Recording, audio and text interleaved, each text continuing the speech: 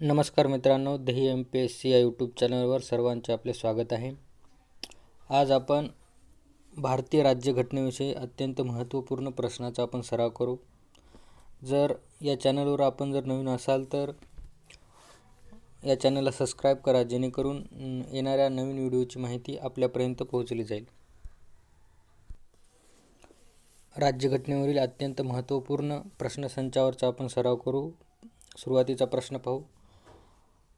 खालीलपैकी 1935च्या भारत सरकारच्या कायद्याचे वैशिष्ट्य कोणते आहे? खाली जे पर्याय दिले आहेत त्यापैकी 1935चा जो भारत सरकारचा जो कायदा आहे यापैकी कोणती कोणती वैशिष्ट्ये आपल्याला सांगायचं आहे. पर्याय क्रमांक अ, प्रांतीय स्वायत्तता. पर्याय क्रमांक ब, संघराज्याचे न्यायालय. पर्याय क्रमांक क, केंद्रीय द्विदल राज्य पद्धती. पर्याय क्रमांक ड, दोन्ही सभागृह असलेले संघीय कायदेमंडळ. तर 1935चा कायदा हा भारतीय राज्यघटनेच्या दृष्टिकोनातून अत्यंत महत्त्वाचा असलेला कायदा आहे. भारतीय राज्यघटनेमध्ये बहुतांश कलमा ह्या 1935च्याच कायद्यामधून घेतलेल्या आहेत. त्यामुळे 1935च्या कायद्याचे वैशिष्ट्य पाहता त्यामध्ये प्रांतीय स्वायत्तता हा देखील कायद्याचे वैशिष्ट्य आहे. संघराज्याचे न्यायालय हा देखील या कायद्याचे वैशिष्ट्य आहे. तसेच केंद्रीय द्विदल राज्य पद्धती हे देखील 1935च्याच कायद्याचे वैशिष्ट्य आहे. दोन सभागृह असलेले संघीय कायदेमंडळ हे देखील 1935च्या कायद्याचे वैशिष्ट्य असल्यामुळे पर्याय क्रमांक जो 3 या प्रश्नाचे अगदी अचूक उत्तर राहील. तसेच 1935च्याच कायद्याने RBIची स्थापना झालेली आहे. त्याचबरोबर 1935च्याच कायद्याने महिलांना पण मताधिकार दिलेला आहे. चला तर पुढचा प्रश्न पाहू.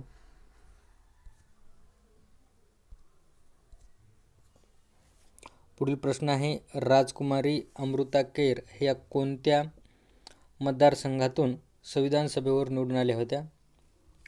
राजकुमारी अमृता कौर ह्या कोणत्या मतदारसंघातून संविधान सभेवर निवडून आल्या होत्या?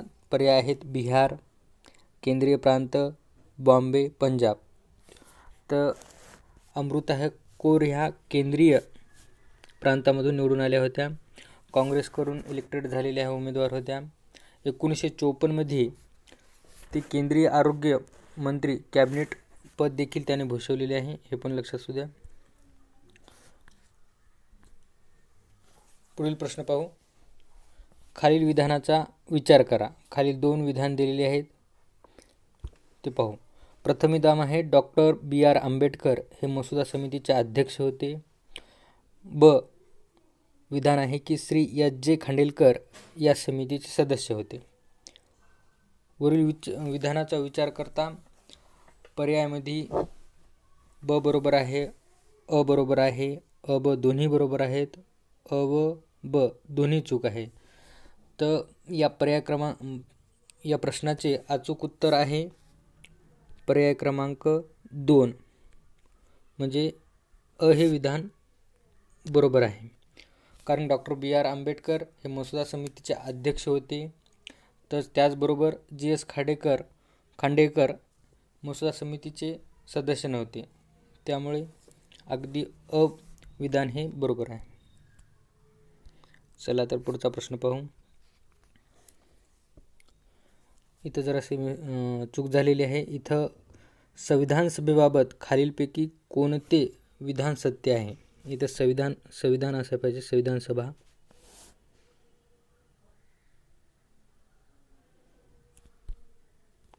संविधान सभेबाबत खालीलपैकी कोणते विधान सत्य आहे?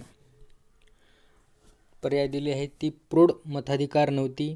ती प्रत्यक्ष निवडलेली संस्था होती. क, ब्रिटिश भारतात 292 जागा देण्यात आल्या होत्या. ती विविध समित्यांद्वारे कार्यान्वित होती.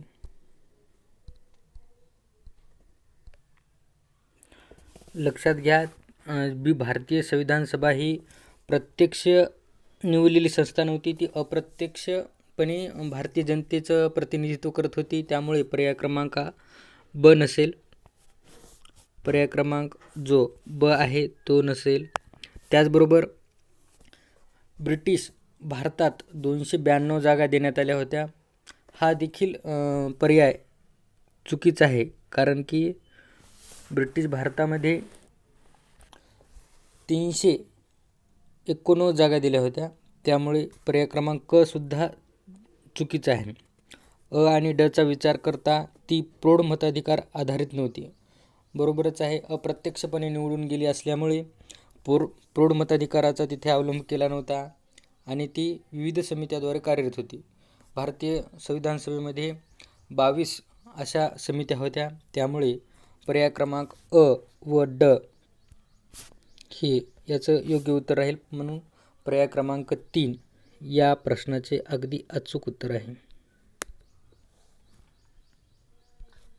पुढचा प्रश्न आहे, कोणत्या समित्यामध्ये डॉक्टर B.R. आंबेडकर यांनी सदस्य म्हणून कार्य केले? आताच मागील आपण प्रश्नामध्ये सांगितलं की भारतीय संविधान सभेमध्ये राज्यघटना निर्मिती करताना त्याच्या अनेक अशा समित्या होत्या. समित्याद्वारे ती कार्यान्वित होती. त्यामुळे भारतीय राज्यघटनेमध्ये 22 समित्या होत्या आणि त्या समित्यामध्ये प्रमुख्याच्या जे समित्यामध्ये कोणत्या खालील दिलेल्यापैकी डॉक्टर B.R. आंबेडकरांनी कोणत्या समित्यामध्ये सदस्य म्हणून काम पाहिले? तर खाली पर्याय दिलेला आहे. मूलभूत अधिकार समिती, अल्पसंख्याक उपसमिती, क आहे सल्लागार समिती, ड आहे राज्य समिती. तर डॉक्टर बाबासाहेब आंबेडकरांनी मूलभूत अधिकार समितीचे देखील सदस्य होते, अल्पसंख्याक उपसमितीचे देखील सदस्य होते, सल्लागार समितीचे देखील ते सदस्य होते. त्यामुळे हे जे पर्याय अ, ब, क या प्रश्नाचे अगदी पर्याय क्रमांक 1 ह्या प्रश्नाचे अगदी अचूक उत्तर राहील.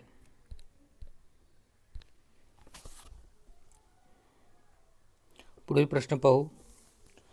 भारत हे संघराज्य आहे, यास खालीलपैकी कोणते तत्व आधार देत नाही? खाली पर्याय दिलेले आहेत. एक राज्यघटना, द्विगृही कायदेमंडळ, राज्यघटनेची सर्वोच्चता, न्यायालयीन पुनर्लोकन. प्रश्न असा विचारण्यात आला आहे की भारत हे संघराज्य आहे, यासाठी खालीलपैकी कोणते तत्व आधार देत नाही?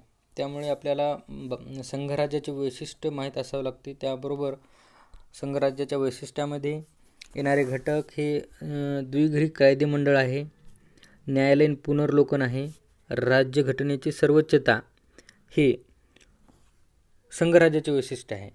पण भारतीय राज्यघटनेमध्ये कसल्याही प्रकारचा संघराज्याचा उल्लेख नसल्यामुळे भारतीय राज्यघटना संघराज्याला तत्वतः आधार देत नाही. म्हणून पर्याय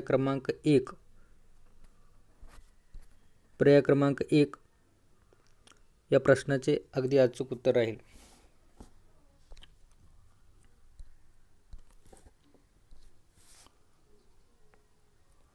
पुढील प्रश्न आहे, संविधान सभेतील मूलभूत हक्क आणि अल्पसंख्याक समितीचे अध्यक्ष कोण होते? पर्याय क्रमांक 1 आहे डॉक्टर B.R. आंबेडकर, पर्याय क्रमांक 2 J.B. कृपलानी, पर्याय क्रमांक 3 सरदार वल्लभभाई पटेल, पर्याय क्रमांक 4 जवाहरलाल नेहरू.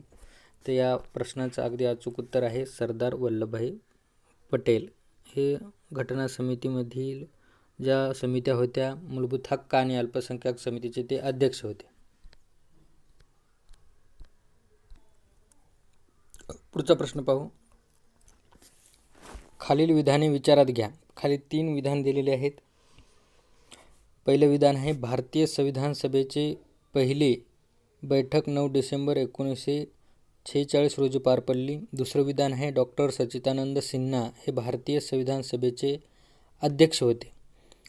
तर तिसरं विधान आहे, भारतीय संविधान सभेने 26 नोव्हेंबर 1949 रोजी विधान स्वीकारले. तर वरीलपैकी कोणती विधाने बरोबर आहेत हे आपल्याला विचारात घ्यायचे आहे. यापैकी भारतीय संविधान सभेची पहिली बैठक हे 9 डिसेंबर 1946 रोजी पार पडली हे विधान अगदी बरोबर आहे. त्याचबरोबर भारतीय संविधान हे 26 नोव्हेंबर 1949 रोजी स्वीकारले हेही विधान बरोबर आहे. जे ब विधान आहे ते डॉक्टर सच्चिदानंद सिन्हा हे भारतीय संविधान सभेचे हंगामी आणि तात्पुरते अध्यक्ष होते, पण भारतीय संविधान सभेचे कायमस्वरूपी अध्यक्ष हे डॉक्टर राजेंद्र प्रसाद होते. त्यामुळे पर्याय क्रमांक 4 अ आणि क हे या प्रश्नाचं अगदी अचूक उत्तर असेल. चला तर मग पुढचा प्रश्न पाहू. खालीपैकी कॅबिनेट मिशनचे सदस्य नव्हते. खाली पर्याय 4 दिलेले आहेत, त्यामध्ये कॅबिनेट मिशनचे सदस्य कोण नव्हते हे आपल्याला सांगायचं आहे. मुळात आपल्याला माहीत पाहिजे की कॅबिनेट मिशनमध्ये सदस्य कोण होते. जे 1942मध्ये या स्थापना करण्यात आली व 1946मध्ये कॅबिनेट मिशन प्रत्यक्षात आली होती. त्यामध्ये कॅबिनेट मिशनमध्ये Lord Lawrence, एव्ही Alexander, sir Stuart Cripps हे सदस्य होते, तर लॉर्ड माउंटबॅटन या समितीचे सदस्य नव्हते. त्यामुळे पर्याय क्रमांक 4 हे या प्रश्नाचे उत्तर अगदी अचूक असेल. चला तर मग पुढचा प्रश्न पाहू. भारतीय राज्यघटनेच्या संविधान समितीचे सल्लागार म्हणून कोणाची नियुक्ती करण्यात आली? हा प्रश्न अगदी सोपा आहे. भारतीय राज्यघटनेच्या सल्लागार म्हणून बी.एन. राव यांची सल्लागार म्हणून नेमणूक करण्यात आली. पर्याय क्रमांक 1 या प्रश्नाचे अगदी अचूक उत्तर असेल. पुढील प्रश्न पाहू. योग्य जोड्या लावा. काही नेत्याची नाव दिले आणि त्याविषयीच्या महत्त्वपूर्ण घटना दिलेल्या आहेत. यांच्या आपल्याला योग्य जोड्या लावायच्या आहे. डॉक्टर सच्चिदानंद सिन्हा हे घटना परिषदेचे तात्पुरते अध्यक्ष होते. हे अच 4 असेल. डॉक्टर राजेंद्र प्रसाद हे घटना परिषदेचे कायमस्वरूपी अध्यक्ष होते. आणि सर बी.एन. रावत घटना परिषदेचे संविधानिक सल्लागार होते. तर पंडित जवाहरलाल नेहरू हे घटनेच्या उद्दिष्टाचा ठराव यांनी मांडला. हे देखील आपल्या लक्षात असू द्या. पुढील प्रश्न आहे. कोणत्या राजकीय पक्षाचे संविधान सभेवर केवळ एक उमेदवार निवडून आलेले आहेत? खाली पर्याय दिलेले आहेत. खाली दिलेल्या पर्यायापैकी कोणकोणते जे पक्ष आहेत, घटक पक्ष होते, त्यांचे एक उमेदवार हा संविधान सभेवर निवडून गेले होते. तर त्यापैकी आहे कृषक प्रजा पक्ष, शेड्यूल कास्ट फेडरेशन, कम्युनिस्ट पक्ष असे 7 घटक पक्ष हे त्यांचे उमेदवार हे संविधान सभेवर एक निवडून गेले होते. म्हणजे त्यामुळे हे पर्याय क्रमांक अ, ब, क, ड असलेला हा पर्याय याचं उत्तर अचूक राहील. अ, ब आणि क याचा पर्याय क्रमांक 1 या प्रश्नाचे उत्तर अचूक राहील. त्यामुळे जे अपक्षाची संख्या ही 7 होती, त्यामुळे हा पर्याय क्रमांक ड येणार नाही. चला तर पुढील प्रश्न पाहू. खालीलपैकी कोणती भाषा भारताची अधिकृत भाषा नाही? पर्याय दिलेले आहेत. मराठी, सिंधी, मारवाडी, संथाली. तर या प्रश्नाच्या अचूक उत्तर असेल पर्याय क्रमांक 3 मारवाडी ही भाषा भारतीय संविधानाने अधिकृत भाषा नाही. बाकी दिलेल्या भाषा ह्या संविधानामध्ये अधिकृत भाषा आहेत. संविधानाची जेव्हा मूळ घटनेमध्ये 14 भाषा होत्या, 14 भाषाला मान्यता दिली. आता आपल्या भारतीय राज्यघटनेमध्ये 22 अधिकृत भाषा आहेत. 21वी घटना दुरुस्ती करून त्यामध्ये सिंधी, 71वी घटना दुरुस्ती 1992 मध्ये त्यामध्ये दुरुस्ती करून कोकणी, मणिपुरी, नेपाळी या भाषेचा समावेश केला. तसेच 92वी घटना दुरुस्ती 2003 मध्ये करून बोर्डी, डोंगरी, मैथिली आणि हे जी संथाली भाषा आहे या 4 भाषेचा समावेश केला. त्यामुळे जो पर्यायामध्ये दिलेली आहे की भारतीय राज्यघटनेमध्ये जी अधिकृत भाषा नाही ती मारवाडी भाषा नाही. चला तर पुढचा प्रश्न पाहू. कोणत्या अल्पसंख्याक समाजाला घटना परिषदेत विशेष प्रतिनिधित्व देण्यात आले? खालील पर्याय दिलेले आहेत. पहिला आहे शीख, दुसरा आहे ख्रिश्चन, तिसरा आहे अनुसूचित जाती, चौथा आहे अनुसूचित जमाती. तर भारतीय राज्यघटनेच्या संविधान सभेमध्ये शीख ह्या समाजाला विशेष प्रतिनिधित्व देण्यात आले होते. संविधान सभेमध्ये समाजाचे शीख धर्मीय 4 सदस्य होते, हे देखील लक्षात असू द्या. पुढील प्रश्न आहे, खालीलपैकी कोण संविधान सभेत सदस्य होत्या? खालील 4 पर्याय दिलेले आहेत, त्यापैकी कोणकोणत्या महिला दिलेल्या आहेत त्या संविधान सभेमध्ये होत्या? विजयालक्ष्मी पंडित, सुब्बालक्ष्मी, सुचिता कृपलानी, सरोजिनी नायडू.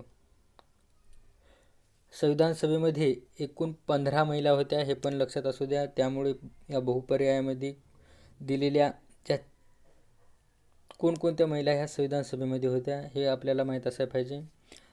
त्यामुळे संविधान सभेमध्ये विजयालक्ष्मी पंडित, सुचिता कृपलानी, सरोजिनी नायडू ह्या स्त्रिया संविधान सभेमध्ये होत्या. पर्यायामध्ये असलेल्या सुब्बालक्ष्मी या संविधान सभेच्या सदस्य नव्हत्या. त्यामुळे क ड असलेला पर्याय हा अगदी बरोबर असेल. पर्याय क्रमांक 2 हे या प्रश्नाचे उत्तर अगदी अचूक असेल. चला तर मग पुढचा प्रश्न पाहू. भारतीय संविधान हे भारतीय जनतेच्या इच्छानुसार असेल असे कोणी म्हटले? खाली पर्याय दिलेले आहे. पंडित नेहरू, मानवेंद्र राय, महात्मा गांधी, डॉक्टर बाबासाहेब आंबेडकर. या प्रश्नाचं अगदी सोपं उत्तर आहे की भारतीय जनतेच्या इच्छेनुसार भारताचे संविधान असेल, महात्मा गांधी यांनी म्हटलेलं आहे. पर्याय क्रमांक 3 या प्रश्नाचं अगदी अचूक उत्तर असेल. चला तर पुढचा प्रश्न पाहू. भारतीय संविधानाच्या मसुदा समितीचे अध्यक्ष कोण होते? या प्रश्नाचं देखील उत्तर अगदी सोपं असेल. भारतीय मसुदा समितीचे अध्यक्ष हे डॉक्टर बाबासाहेब आंबेडकर आहेत. पर्याय क्रमांक 4 29 ऑगस्ट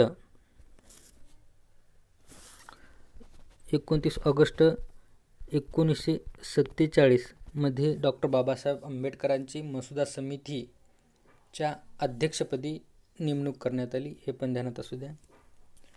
पुढील प्रश्न आहे, भारतीय घटना समितीचे अध्यक्ष कोण होते? खाली पर्याय दिलेले आहे. पंडित जवाहरलाल नेहरू, सच्चिदानंद सिन्हा, डॉक्टर राजेंद्र प्रसाद, डॉक्टर बाबासाहेब आंबेडकर. भारतीय घटना समितीचे अध्यक्ष विचारलेले आहे. पर्याय क्रमांक यामधील अचूक उत्तर असेल 3 डॉक्टर राजेंद्र प्रसाद. डॉक्टर राजेंद्र प्रसाद यांची नेमणूक 11 डिसेंबर 1946 मध्ये अध्यक्ष म्हणून नेमणूक करण्यात आली होती, हे पण ध्यानात असू द्या.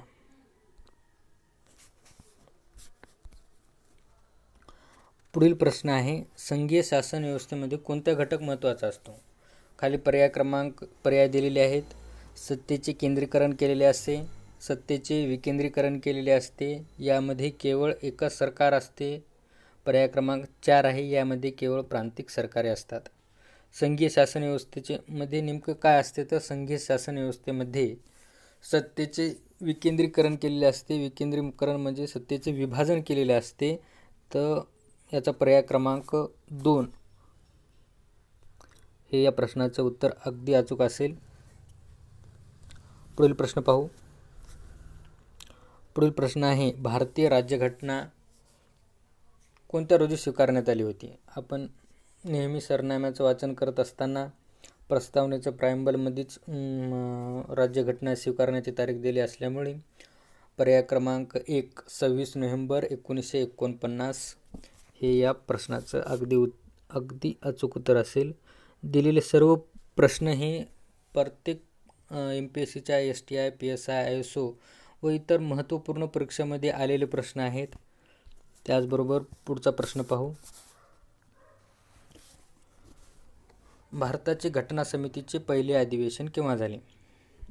पर्याय क्रमांक दिलेले आहे 9 डिसेंबर 1946, 9 डिसेंबर 1946, 15 डिसेंबर 1946, 15 डिसेंबर 1947. तर आपल्याला माहीत आहे की भारतीय घटना समितीचे पहिले अधिवेशन हे 9 डिसेंबर 1946 रोजी पार पडले दिल्लीमध्ये सेंट्रल हॉलमध्ये. अशा प्रकारे आपण भारतीय राज्यघटनेमधील महत्त्वपूर्ण 20 प्रश्नाची माहिती या व्हिडिओच्या माध्यमातून घेतली. पुढील प्रश्न